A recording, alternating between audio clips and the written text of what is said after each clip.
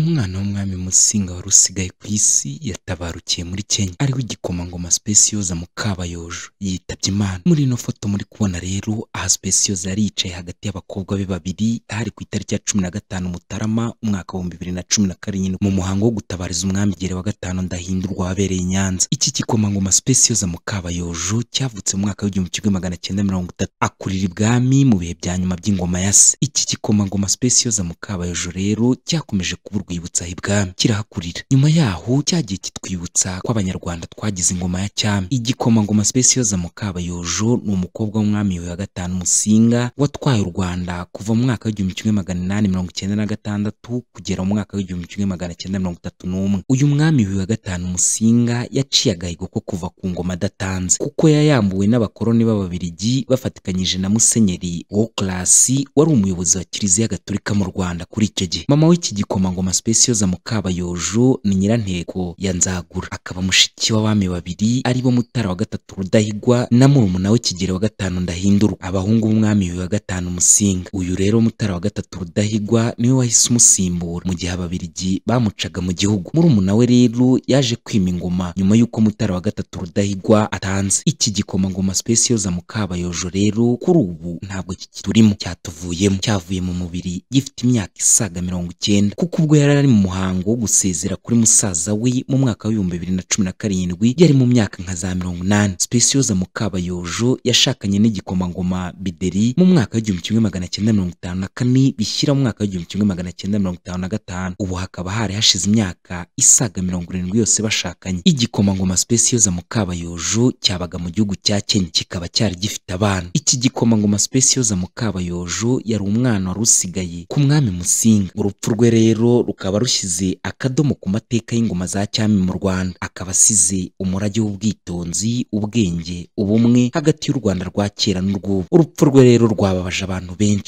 benshi ku mbuga nkoranyambaga bararira bakihanagura kubera iki gikomangoma cy'umwami Yuhi Specioza Mukabayojo. Urupfu rwe kandi ruje rukurikira urwa Rwigemera Gerard nawe ukomoka kuri mukuru w'umwami Mutara wa gatatu Rudahigwa na Kigeli wa gatanu Ndahindurwa, we watabarutse ku wa 19 Mutarama umwaka wa 2019. Rwigemera Gerard ni mwene Rwigemera Etienne, akaba umwuzukuru w'umwami Yuhi wa gatanu Musinga. Uyu Rwigemera Gerard wakaba yaratabarutse yari atuye mu gihugu cya Norvège, aho yabanaga n'abana be barimo umukobwa we washyingiranywe n'umunyarwanda wari utuye mu gihugu cya Nigeria. Rwigemera Gerard yumvikanye cyane mu itangazamakuru mu mwaka wa 2017 nyuma y'itanga ry'umwami Kigeli wa gatanu Ndahindurwa watangiye muri Leta Zunze Ubumwe za Amerika ku wa 16 Ukwakira umwaka wa 2016. Nta kundi rero abanyarwanda dukomeza twihangana, batubereye urwibutso, tujye dukomeza tubibuke. Yumvaga yari Smart Maker TV show. Nimba utarakora subscribe kuri uyu murongo wayikora, tukajya tubana umunsi ku munsi, ibiganiro dukora byiza bikakugiriraho ku gihe. Wakoze cyane.